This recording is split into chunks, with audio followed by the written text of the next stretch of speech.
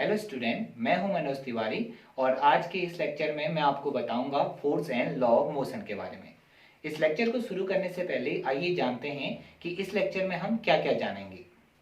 हम बात करेंगे फोर्स की, contact and non contact force की, balance and unbalance force, momentum, law of force, conservation of momentum and application of third law of motion and many more.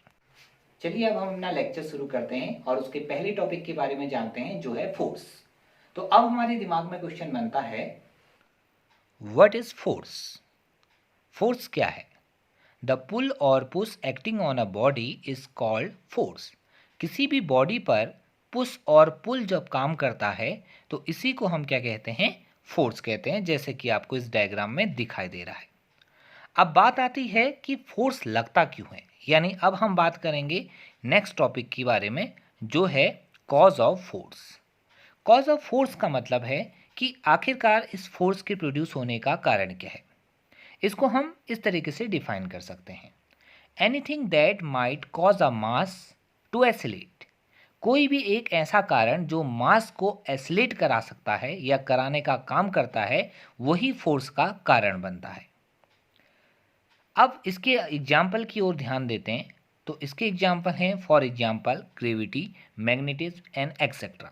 Gravity जो है वो object को अपने सेंटर की ओर को अट्रैक्ट करती है और अट्रैक्ट करते वक्त वो तेजी से उससे चिपकती है, अर्थात उसे वो एसिलेट करती है।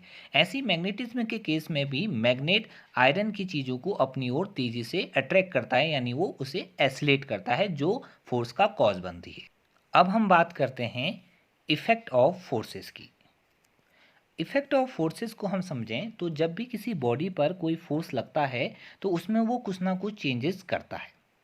उन चेंजेस के बारे में भी हम पढ़ेंगे। There are following effects of force acting on an object. Number 1, it change its shape और साइज।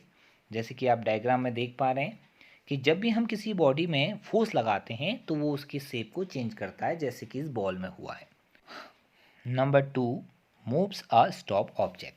ये किसी रुकी हुई चीज़ को मोशन में ला जा सकता है, जैसे कि इस एग्जाम्पल में एक टायर को मूव किया गया है। Number 3, stop moving object. किसी भी मूव करती हुई ऑब्जेक्ट को फोर्स लगाकर रोका जा सकता है। Number 4, it change its direction. Force की हेल्प से आप किसी की डायरेक्शन चेंज कर सकते हैं, जैसे कि यहाँ पर बॉल बाउंस करने के बाद अपनी डायरेक्शन को चेंज कर चुकी है। नंबर 5, कैन एसिलेट और डी एसिलेट। ये किसी ऑब्जेक्ट को एसिलेट और डी एसिलेट कर सकती है, और मतलब कि उसकी स्पीड बढ़ा सकती है या घटा सकती है।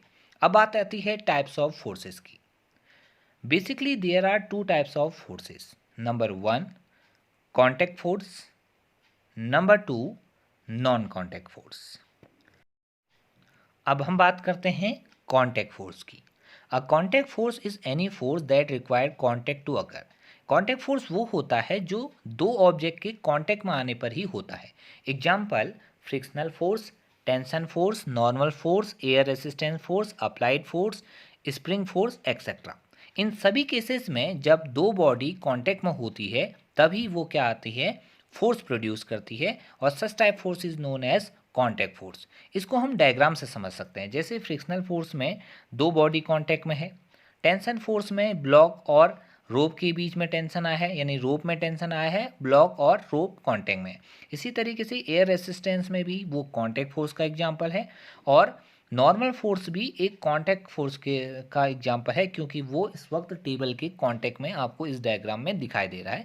तो इस तरीके से कांटेक्ट फोर्स होने के लिए बॉडी का किसी दूसरी बॉडी या ऑब्जेक्ट के साथ कांटेक्ट में होना जरूरी है। अब हम बढ़ते हैं अपने नेक्स्ट टॉपिक के बारे में जो है नॉन कांटेक्ट फोर्स। तो नॉन कांटेक्ट फोर्स क्या होता है? Non contact force is a force which act on an object without coming physically in contact with it.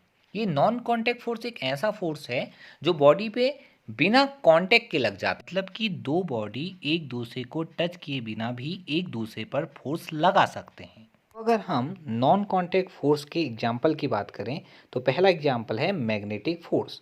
Magnetic force में मैग्नेट आयरन से बनी हुई चीज़ों को अपनी ओर एक अट्रैक्ट करती है, और इस अट्रैक्शन फोर्स को ही हम मैग्नेटिक फोर्स करते हैं। दूसरा एग्जाम्पल है इलेक्ट्रोस्टैटिकल फोर्स। इलेक्ट्रोस्टैटिकल फोर्स तब प्रोड्यूस होता है जब दो ऑब्जेक्ट में से एक पर पॉजिटिव चार्ज हो और दूसरे पर नेगेटिव चार्ज हो, या दोनों पर पॉजिटिव या दोनों पर नेगेटिव चार्ज हो, जिससे कि वो एक दूसरे को अट्रैक्ट या रिपल करते हैं। तो ये जो फोर्स होता है वो इलेक्ट्रोस्टैटिकल फोर्स कहलाता है। डेली लाइफ में भी हमारे बहुत सारे नॉन कॉन्टैक्ट फोर्स के एग्जाम्पल हैं, तो आइए हम इन्हीं के बारे में अब डिस्कस करते हैं। Various non-contact force example from our daily life. Number 1, fruit, leaves, etc. are falling down from a tree. आप देखते हैं कि जो फ्रूट हैं, लीव्स हैं, वो पेड़ से नीचे गिर जाते हैं। क्यों? ड्यू टू दी ग्रेविटी, और ग्रेविटी मतलब बिना कांटेक्ट के लगती है, तो ये एक नॉन कांटेक्ट फोर्स का एग्जांपल है। इसी तरीके से iron pins attacks in the presence of magnetic bar without any physical contact, तो मैग्नेट की प्रेजेंस में आयरन पिन उसकी ओर अट्रैक्ट हो जाते हैं। Falling of a rain drop from cloud to earth, cloud से रेन ड्रॉप अर्थ की ओर गिरती हैं ग्रेविटी की वजह से। And the free fall of a ball towards earth is by the virtue of gravity, और ग्रेविटी की वजह से ही फ्री फॉल भी होता है।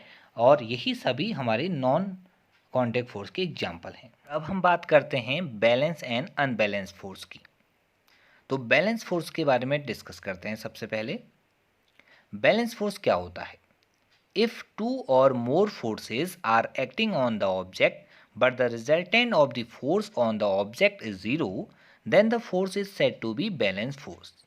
अगर किसी ऑब्जेक्ट पर दो या दो से ज़्यादा फोर्स एक साथ काम करें और उन सभी फोर्सों का जो रिजल्टेंट है यानी सम है वो ज़ीरो रहता है, तब उन फोर्सों को हम बैलेंस फोर्स कहते हैं। और बैलेंस फोर्स की स्टेज में कोई भी बॉडी अपनी जगह से डिस्प्लेस नहीं करती। एग्जाम्पल के तौर पर आप देख रहे हैं कि एक ब्लॉक को दो जने अपोजिट डायरेक्शन में फोर्स लगा रहे हैं। क्योंकि दोनों का फोर्स बराबर है तो वो डिस्प्लेस नहीं हो पा रहा, यानी आप कह सकते हैं कि F1 प्लस F2 बराबर ज़ीरो है। अब आप बात करते हैं अनबैलेंस फोर्स की। If two or more forces are acting on the object and the resultant of the forces on the object is not zero, then the forces is said to be unbalanced force. अगर किसी body पर लगने वाले दो या दो से ज़्यादा फोर्सों का सम जीरो ना आए तो उसे हम अनबैलेंस फोर्स कहते हैं। जैसे कि आप देख रहे हैं कि दो गर्ल्स एक बॉयज़ को अपनी ओर खींचने की कोशिश कर रही हैं, यानी दो गर्ल्सों का फोर्सों का सम हुआ F1 प्लस F2 और तीसरे बॉय का जो फोर्स है वो F3 है। क्योंकि F1 और F2 का जो सम है वो F3 से ज़्यादा है, तो जिस कारण बॉय जो है वो गर्ल्स की ओर को क्या हो रहा है, डिस्प्लेस हो जा रहा है। यानी हम ये कह सकते हैं कि फोर्स है, यानी F1 plus F2 plus F3 does not equal to zero, यानी फोर्स का सम जीरो नहीं हो रहा, कुछ ना कुछ रिजल्टेंट फोर्स है जिसकी वजह से बॉडी में डिस्प्लेसमेंट प्रोड्यूस हो रहा है। अभी तक हम अपने इस लेक्चर में force, effect of force, cause of force, types of force, साथ ही साथ बैलेंस और अनबैलेंस फोर्स को डिस्कस कर चुके हैं।